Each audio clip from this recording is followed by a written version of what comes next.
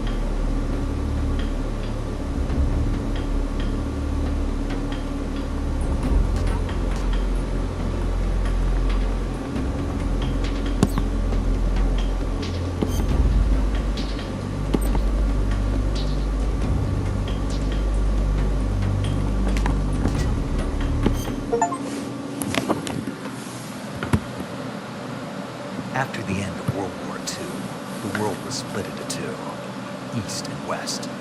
This marked the beginning of the era called the Cold War.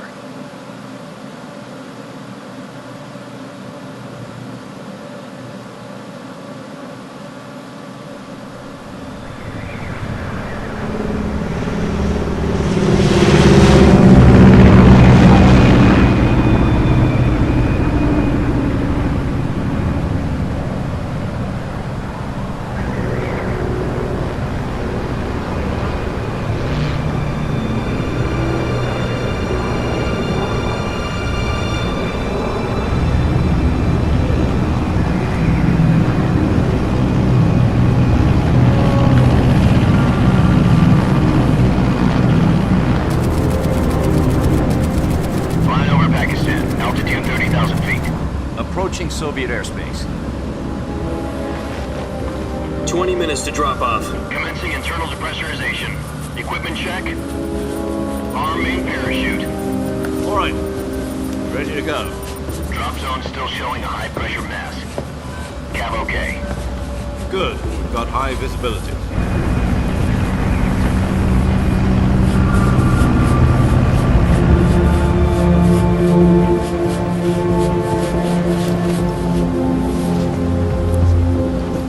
Put out that cigar. Connecting oxygen hose to interior connector. Put on your mask.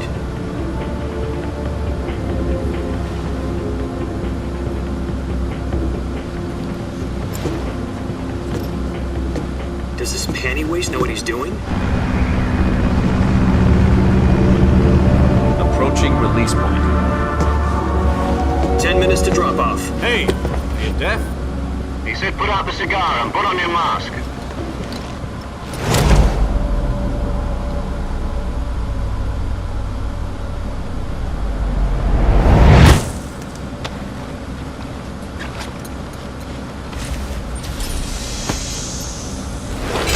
Depressurization complete.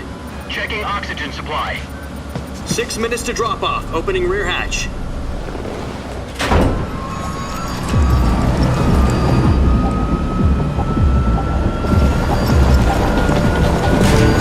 Sunrise.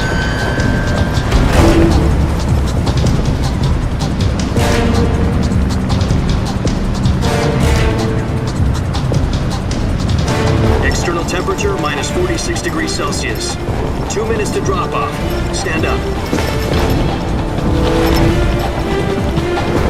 You'll be falling at 130 miles per hour.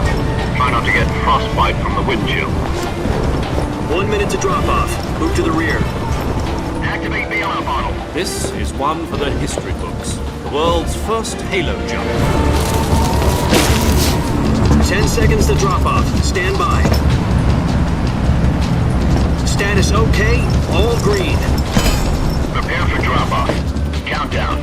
5, 4, 3, 2, 1. Spread your wings And fly. God be with you.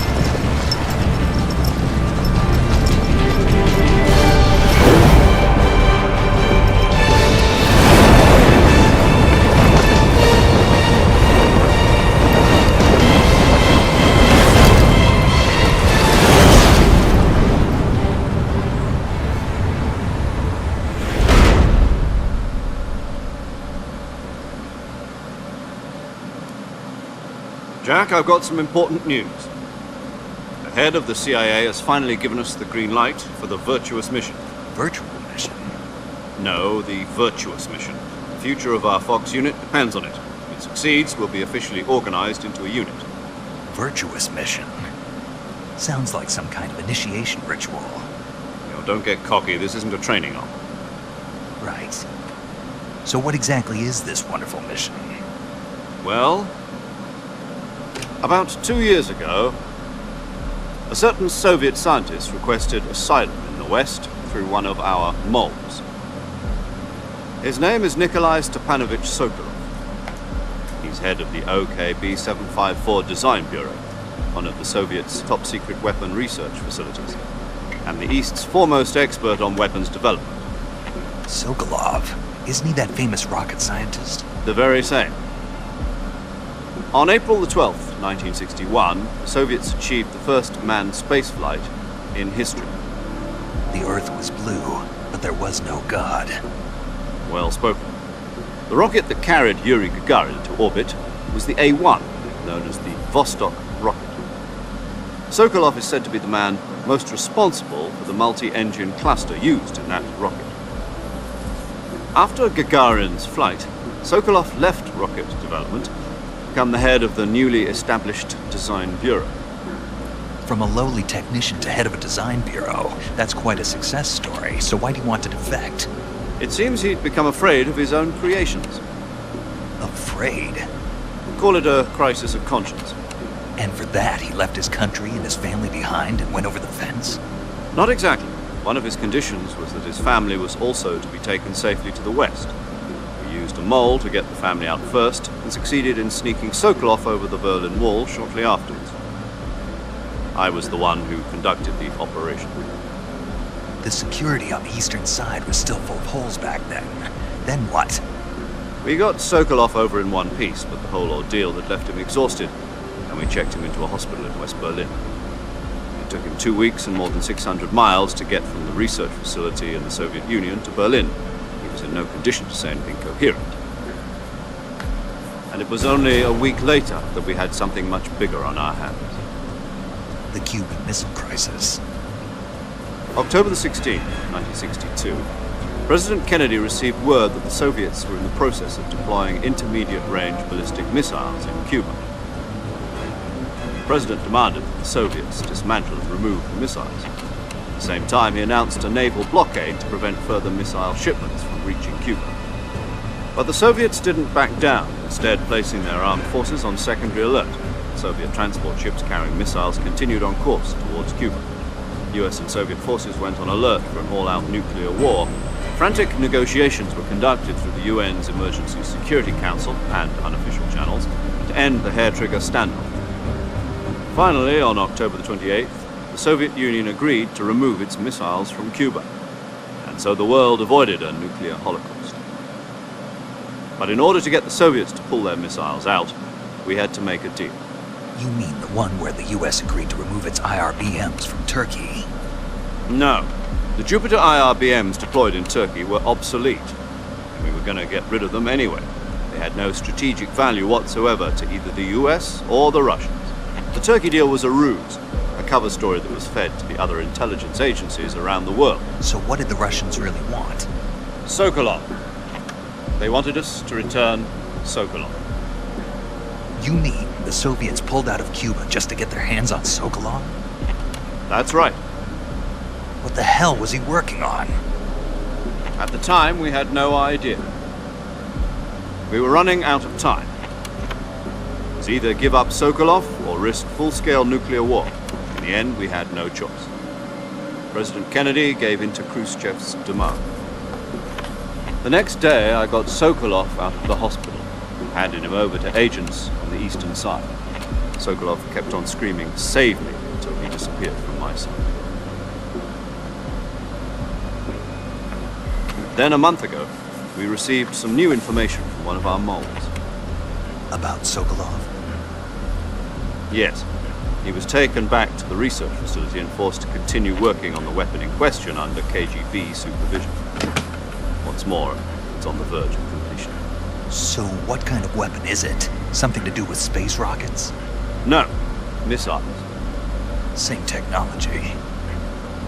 I guess you're right. We don't know the details, but it appears to be a new kind of nuclear device. For half a year now, the Soviets have been conducting frequent nuclear tests at Semipalatinsk. Something to do with the weapon, I assume. We're talking about a secret weapon so big that Khrushchev was ready to pull out of Cuba to get it back. Is Sokolov still in the facility? No. According to our intelligence, he's in Selinoyarsk, a place in the mountains about 3 miles to the west that's known as the Virgin Cliffs. The Virgin Cliffs? Nice name for a virtuous mission. They moved him there just recently. Why? Apparently, they're conducting a field test of the weapon, but it's our best chance to get him back. This mission would never have been possible if he was still in the research facility. This is our last chance. Sokolov must have known that too when he contacted us.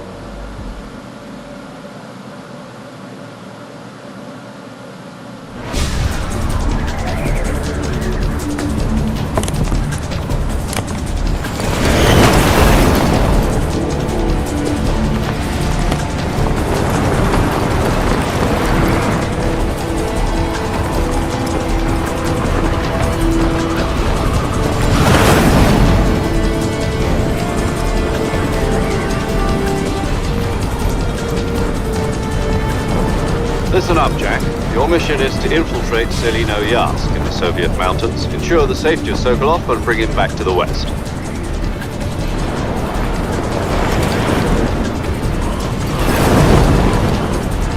If we don't get Sokolov back before that weapon is complete, we'll be facing a major crisis. The clock is ticking.